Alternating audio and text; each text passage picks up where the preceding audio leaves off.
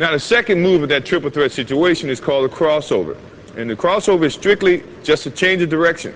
And let me show you exactly the way it should be done.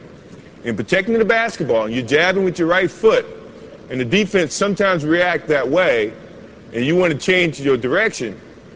This is what most of the people do that's going to get called for traveling.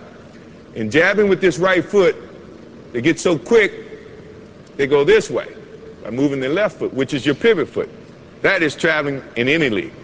So the correct way to do it is when you jab, now you're going to pick up the same foot that you jabbed with and change directions.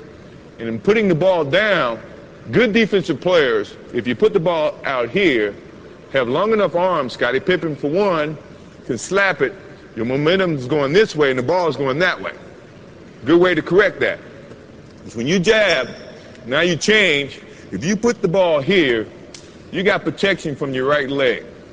Your hand should be here protecting the basketball anyway. So now the only way the defense can get to that ball is to go through your arms, go through your legs. 9 times out of 10, it's going to be a foul. I say 9 times out of 10 because I could get away with it. But I don't play anymore, so you don't have to worry about that.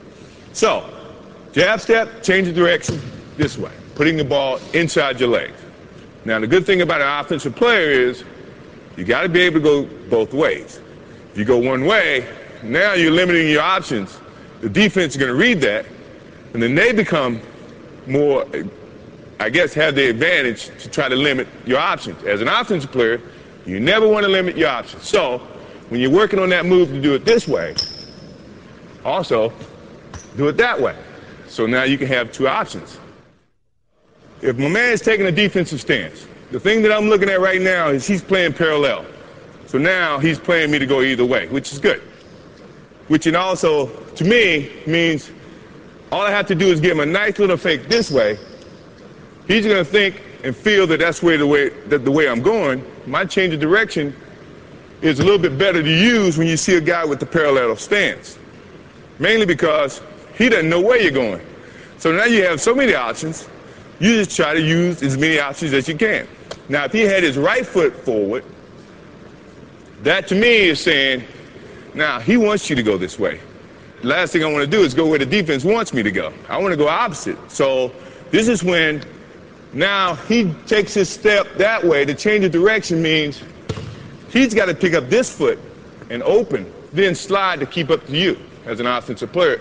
That takes more time than you taking that crossover and driving to the hole. So you have the advantage in that sense.